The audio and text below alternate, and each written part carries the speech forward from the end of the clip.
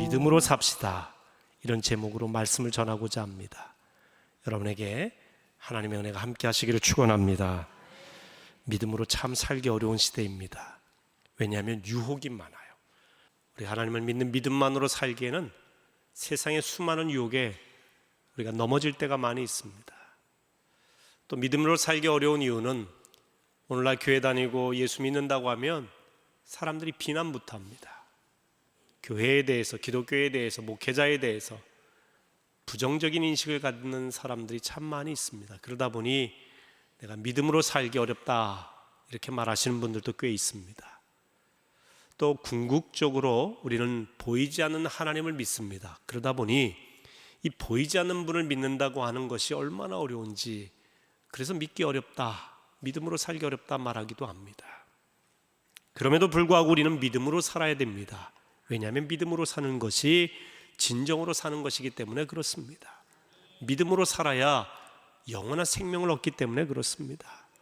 믿음으로 살 때 우리는 담대하게 세상을 이길 수 있기 때문에 우리는 반드시 믿음으로 살아야 됩니다. 물질이 아니라, 지식이 아니라, 권력이 아니라, 세상 경험이 아니라 믿음으로 살아야 됩니다.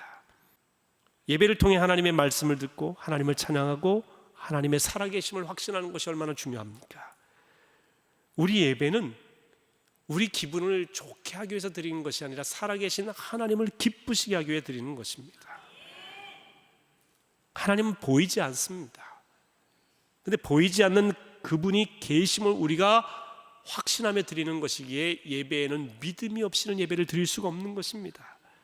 믿음과 예배는 분리되지 않습니다. 믿음과 삶도 분리되지 않습니다.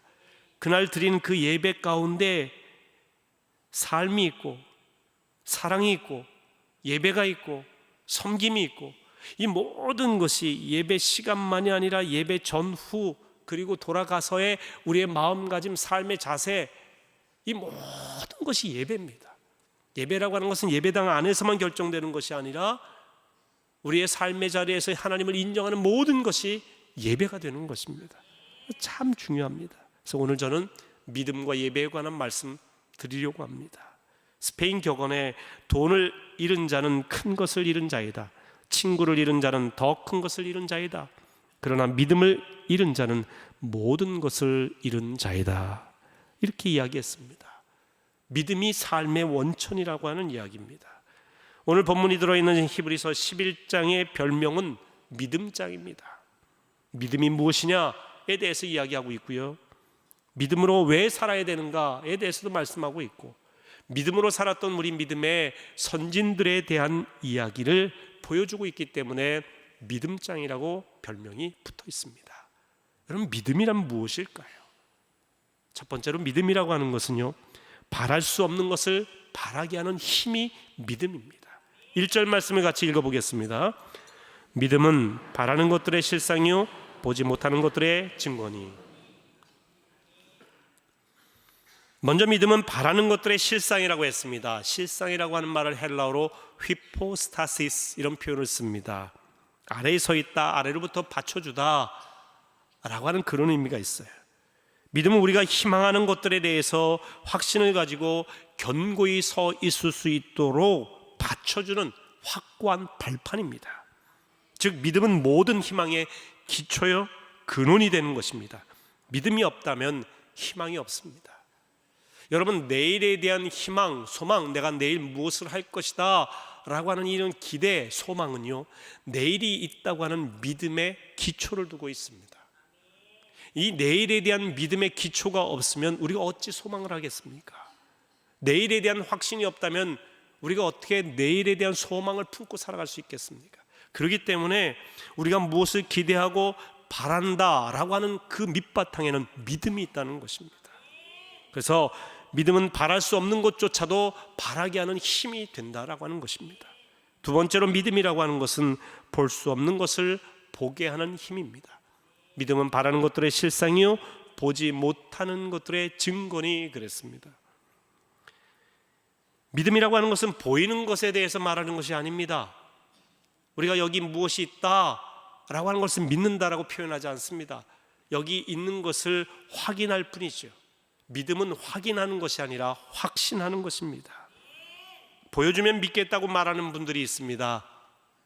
여러분, 우리가 그 무엇을 보는 순간 그것은 유한한 것이 됩니다.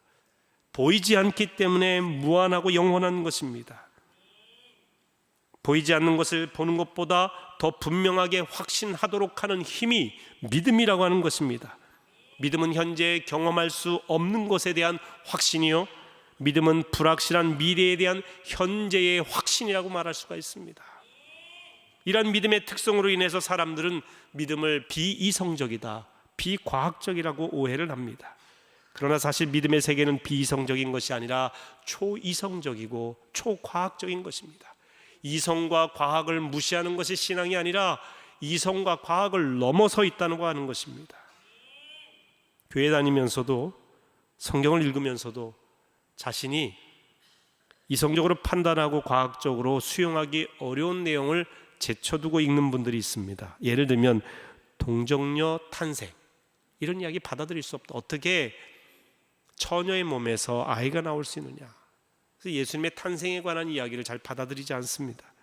또한 예수님의 부활, 죽은 자가 어떻게 다시 살아나 부활할 수 있느냐, 이거 과학적으로 증명할 수 없다. 물 위로 걷는 기적, 이것도 말도 안 되는 이야기다. 종말이나 심판에 관한 이야기, 신화적인 이야기다 라고 하면서 성경에서 가장 중요하고 핵심적인 이 내용들임에도 불구하고 자기의 이성적인 판단과 과학적인 어떤 판단의 근거에서 받아들일 수 없는 것을 배제합니다. 그래서 자기가 성경에 나온 좋은 교훈들만 수용을 하는데 이것은 믿음이 아니에요. 이것은 그저 우리의 이성의 한계 내에서 수용하는 종교적인 판단의 자세입니다. 그저 이해하고 확인하고 동의하는 차원이죠. 믿음이라고 하는 것은 이해하고 동의하는 차원을 넘어서서 보이지 않는 것에 대한 확신이에요. 세상에 중요한 것들은 보이지 않습니다. 공기도 보이지 않고요, 바람도 보이지 않고 우리가 무엇을 보게 할 수 있도록 비춰주는 빛 자체도 보이지 않습니다. 보이지 않기에 영원합니다. 예수님은 부활하신 후에 의심 많은 제자 도마에게 이렇게 말씀하십니다. 너는 나를 본고로 믿느냐? 보지 못하고 믿는 자들은 복되도다. 여러분, 진짜 복된 인생은 보지 않고 믿는 것입니다. 부부관계도 그렇지 않습니까? 늘 뭔가를 보고 확신하고 내 눈으로 꼭 확인해야만 그 남편과 아내에 대해서 믿음을 갖는다고 한다면 그건 믿음이 아니죠. 말하는 것과 그 사람의 삶 자체에 대해서 믿어주고 신뢰하는 것, 그것이 사라져버리면 행복이 깨져버리는 것입니다. 자꾸 확인하고 또 확인하는 것은 복된 인생이 되지를 못해요. 보는 것에 의존하는 인생은 또 쉽게 절망합니다. 예를 들어 먹구름 낀 하늘을 보면 육신의 눈으로는 먹구름 낀 하늘만 보입니다. 그런데 우리의 경험과 우리 이전에 우리가 판단할 수 있는 것은 먹구름 뒤에 태양이 있음을 알지 않습니까? 그 인생에 있어서도 우리 앞에 놓여있는 먹구름 낀 인생만 바라보는 인생은 믿음이 없는 인생이에요. 그 배후에 태양이 있음을 바라보는 믿음의 눈을 가진 사람들, 이 사람이 믿음의 사람들이고 그런 사람들은 결코 절망하지 않습니다. 그렇기 때문에 우리 믿음의 사람은 죽음이 내 앞에 닥쳐와도 죽음 이후에 영원한 세계가 있다고 믿기 때문에 죽음 앞에서 인간이기에 연약하게 떨리고 두려운 마음이 있을 수 있지만 그 떨림과 두려움을 넘어서서 죽음 이후의 세계에 대한 확신이 있는 것입니다. 죽어도 영원히 살 수 있다는 확신이 있기 때문에 죽음조차도 하나님이 주신 것이라면 수용할 수 있는, 기쁨으로 받아들일 수 있는 그런 믿음이 있는 것입니다. 두려움을 넘어서게 되는 거예요. 볼 수 없는 것을 보게 하는 힘이 믿음이기 때문에 그렇습니다. 세 번째로 믿음은 할 수 없는 것을 하게 하는 힘입니다. 오늘 2절 말씀에 이렇게 되어 있어요. 선진들이 이로써 증거를 얻었느니라. 여기서 증거라고 하는 것은 법적인 증거를 말합니다. 믿음을 통해서 확실하고 분명한 결과를 보았다는 것입니다. 여러분, 믿음이 있는 사람은 믿음의 역사의 열매를 보게 될 것입니다. 믿음은 할 수 없는 것을 하게 하는 힘이기 때문에 불가능하다고 하는 것을 우리 눈으로 확인하도록 하나님 역사하십니다. 구약에 나오는 믿음의 주인공들은 실제로 믿음으로 많은 역사를 경험했습니다. 노아는 믿음으로 방주를 만들었죠. 다 미친 늙은이라고 했습니다. 그것도 1, 2년도 아니고요, 수백 년에 걸쳐서 그 일을 한 거예요. 결국 하나님의 때가 되자 비가 내렸죠. 홍수가 났어요. 노아와 그 가족 8명 외에는 다 물에서 수장되어 죽었습니다. 수백 년 뒤에 일어날 일들을 어떻게 알았겠습니까? 그 엄청난 일이 일어날 것을 어떻게 알았겠어요? 그러나 노아는 하나님을 믿었어요. 하나님이 말씀하시고 하나님이 하시고자 하면 능히 하실 수 있다고 하는 것을 그는 알았습니다. 모세는 지팡이를 들어 홍해를 내리쳤을 때에 인간적으로 생각하면 이 지팡이로 홍해를 내리친다고 무슨 일이 있겠는가? 지팡이에게 무슨 힘이 있는가? 하지만 하나님의 말씀에 의지해서 홍해를 내리치자 홍해가 갈라졌어요. 마른 땅이 나왔고 이스라엘 백성들은 홍해를 건너서 살 수 있었습니다. 하나님의 말씀에 따라서 행동하자 믿음의 역사, 믿음의 증거를 경험하게 된 겁니다. 믿음이 없으면 지팡이를 들어서 홍해를 내리쳤겠습니까? 믿음이 없었다고 한다면 그 산 위에다가 방주를 지었겠습니까? 믿음은 할 수 없는 것을 하게 하는 힘입니다. 빌리 그리함 목사님은 믿음은 인간 지성의 반대 행위가 아니다, 다만 인간의 5대 감각의 범위를 뛰어넘는 것이다 라고 말했습니다. 믿음은 인간의 절망이 소망이 되게 하는 힘입니다. 할 수 없는 것을 하게 하는 힘입니다. 믿음으로 사시길 주의 이름으로 축원합니다. 이런 믿음의 기초는 바로 하나님의 말씀이에요. 어떻게 우리가 믿음을 가질 수 있느냐? 하나님의 말씀 위에 설 때 우리가 믿음 있는 삶을 살아가게 되는 것입니다. 자, 본문 3절 말씀을 같이 읽겠습니다. 믿음으로 모든 세계가 하나님의 말씀으로 지어진 줄을 우리가 아나니 보이는 것은 나타난 것으로 말미암아 된 것이 아니니라. 믿음의 눈으로 세상을 보면 모든 세계가 하나님의 말씀으로 지어진 줄을 깨닫게 됩니다. 빛이 있으라 하심에 빛이 있었다고 했어요. 그리고 하나님께서 땅과 바다를 나누시고 하늘을 궁창을 만드시고 그 가운데 모든 피조물들을 만들었어요. 동식물을 만드셨어요. 우주 만물의 천체들을 만드셨습니다. 그리고 사람을 만드셨습니다. 말씀으로 만드셨어요. 하나님의 말씀에 능력이 있어요. 하나님의 말씀은 온 세상을 움직이는 힘이에요. 하나님의 말씀이 들어가는 곳에 믿음이 생기게 되는 것입니다. 하나님의 말씀은 살아있고 활력이 있어 좌우에 날선 어떤 검보다도 예리하여 혼과 영과 관절과 골수를 찔러 쪼개기까지 한다고 히브리서 4장 12절에 말씀하고 있습니다. 요한복음 5장 25절에 보면 죽은 자가 이 말씀을 들을 때가 오나니 곧 이때라. 말씀을 듣는 자는 살아나리라. 듣는 자는 살아난다고 했어요. 여러분, 오늘 이 시간 하나님의 말씀을 듣는 가운데 믿음이 생기고 살아나는 역사가 일어나시길 주의 이름으로 축원합니다. 우리의 믿음은 하나님 말씀에 대한 믿음입니다. 하나님의 말씀 속에 담긴 믿음의 내용들이 있어요. 전체적인 하나님의 말씀에 담긴 믿음의 내용을 7가지로 요약하면 이렇습니다. 첫째, 나는 보이지 않는 하나님께서 우주 만물의 창조주이심을 믿습니다. 여러분, 믿으십니까? 하나님께서 온 우주 만물을 지으신 걸 믿으십니까? 가장 중요한 믿음 첫 번째.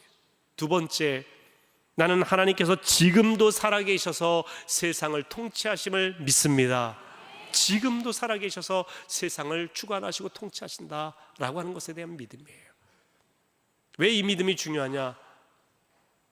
과거 유럽의 르네상스 시대 때 지식이 충만하고 과학이 발달하던 그런 시대에 사람들은 하나님이 세상 창조했다고 하는 성경의 말씀 믿는다. 하지만 그 하나님은 오늘날은 역사하지 않는 워치메이커다. 시계 만드신 분이다. 시계는 만들어 놓고 시계 만든 사람이 시계가 돌아가도록 자기가 하지 않지 않느냐, 알아서 돌아가지 않느냐 라고 이야기를 합니다. 그래서 세상은 만드셨지만 오늘날 세상은 하나님이 통치하시는 것은 아니다. 우리가 알아서 하면 된다. 이건 엄청난 교만입니다. 성경은 그렇게 돼 있지 않습니다. 지금도 하나님은 우리와 함께 계시고 살아 역사하시고 통치하시는 분이십니다. 우리는 이걸 믿는 거예요. 세 번째, 나는 하나님께서 우리를 죄에서 건지시고 구원하시기 위해 예수 그리스도를 세상에 보내시고 십자가에 달려 죽게 하심을 믿습니다. 하나님께서 독생자 예수 그리스도를 보내시고 그가 십자가에 달려 죽으심으로 우리를 죄에서 건지시고 구원하심을 믿는다는 것입니다. 너무나 중요한 믿음이죠. 네 번째, 나는 예수께서 죽으신 지 사흘 만에 부활하셔서 부활의 첫 열매가 되심을 믿습니다. 예수님이 죽음으로 끝난 게 아니라 부활하셨다는 걸 믿는 것입니다.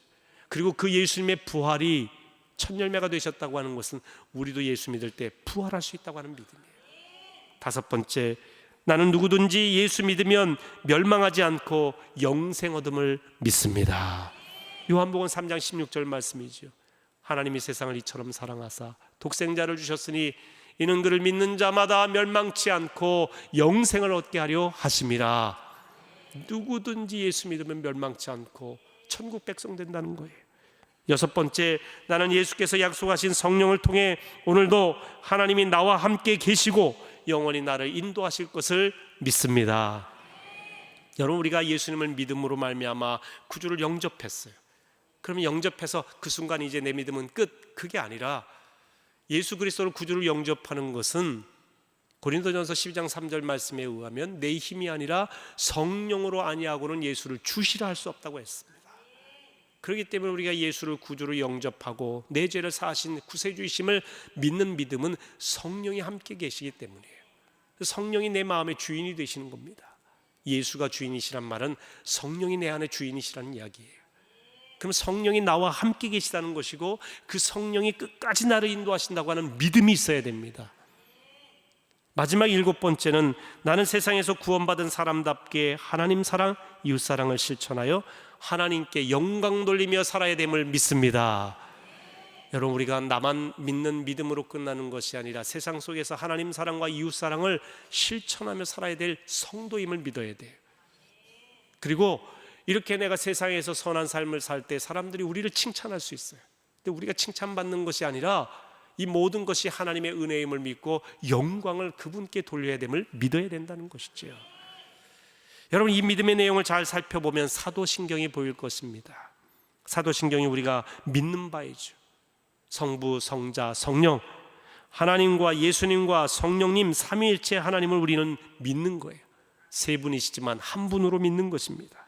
가장 중요한 것은 보이지 않는 하나님을 보는 것보다 더 분명하게 확신하는 것입니다.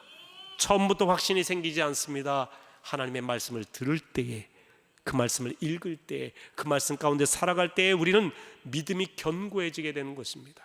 그래서 요한계시록 1장 3절에 보면 이 계시의 말씀을 읽는 자와 듣는 자와 그 가운데 기록한 것을 지키는 자가 복이 있도다.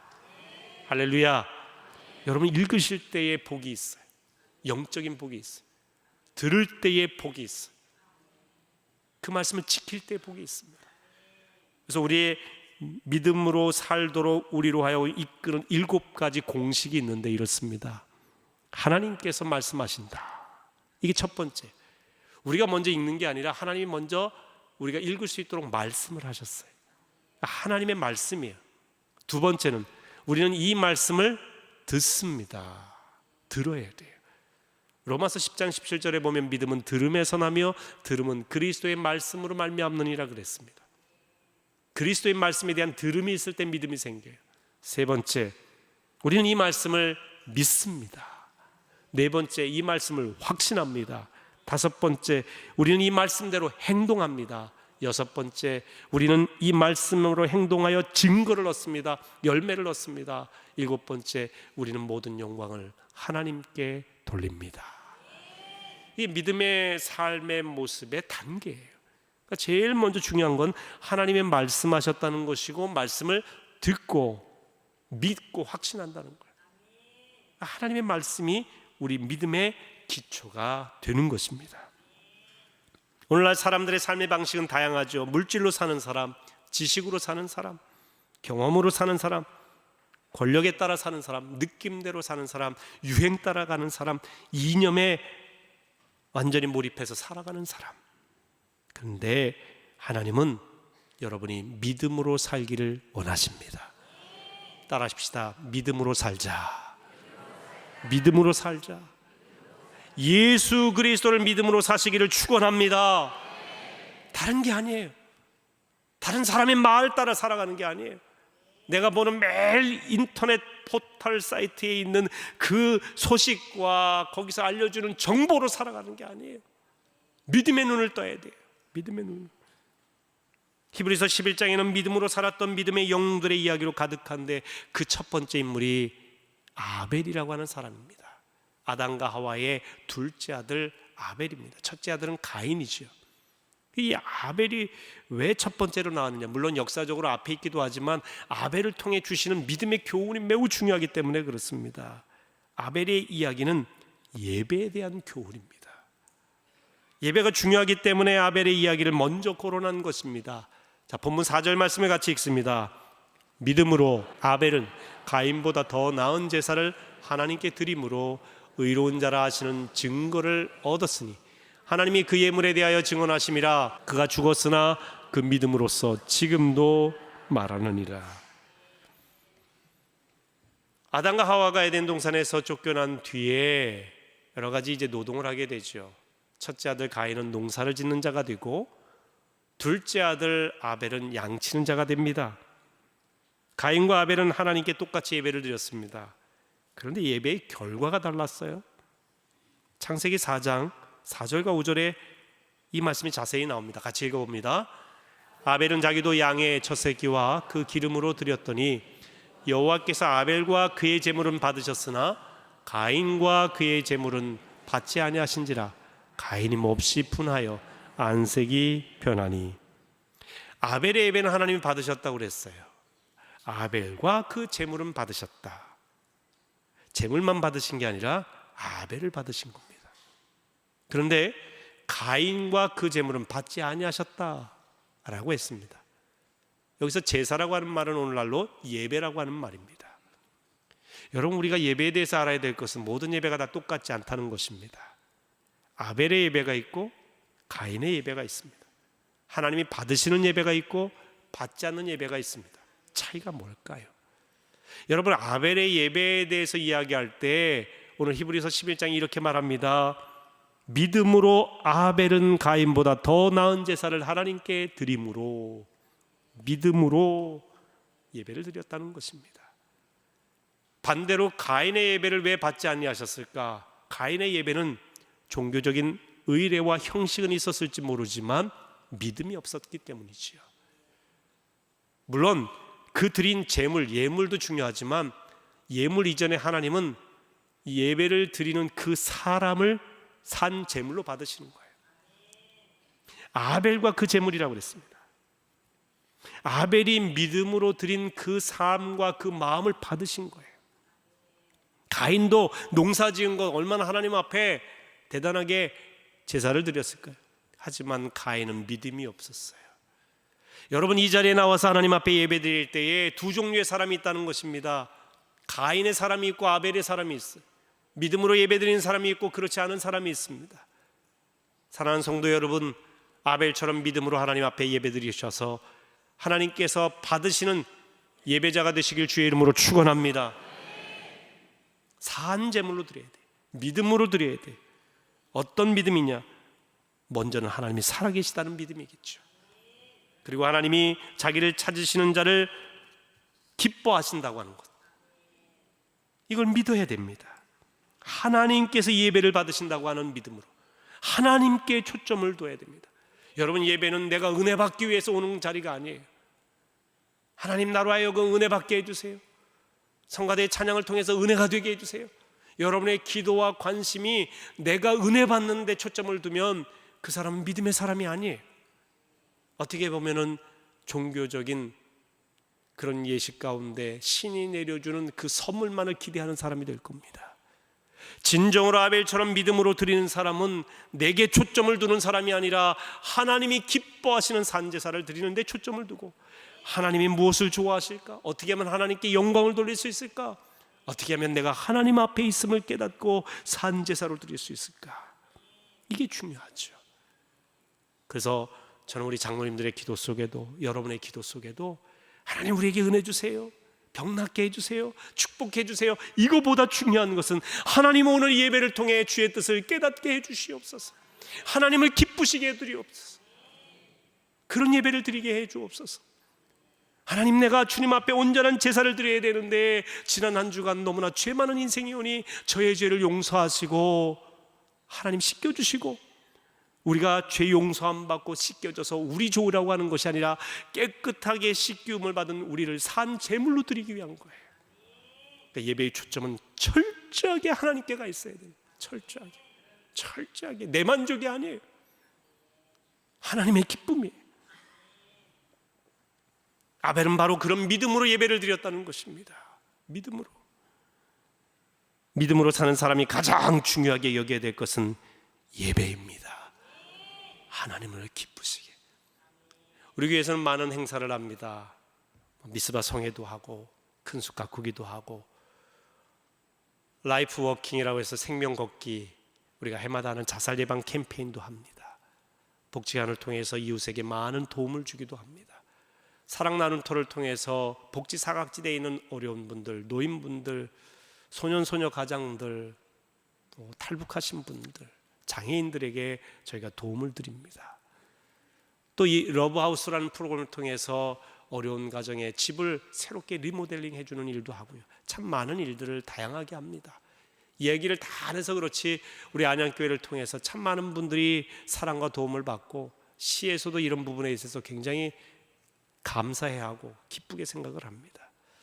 지역에 선한 영향력을 끼치는 귀중한 일을 하게 된 교회가 된 거 얼마나 감사한지 모릅니다. 그러나 이 모든 것이 우리 교회가 영광을 받고 교회 담임 목사가 높아지는 데 목적을 둔다고 한다면 이것은 전혀 가인의 제사가 될 것입니다. 우리가 아벨의 제사가 되려면 하나님께 영광을 돌리고 하나님께 예배하고 하나님이 나타나고 하나님의 이름이 널리 전파되는 것을 목적으로 해야 될 것입니다.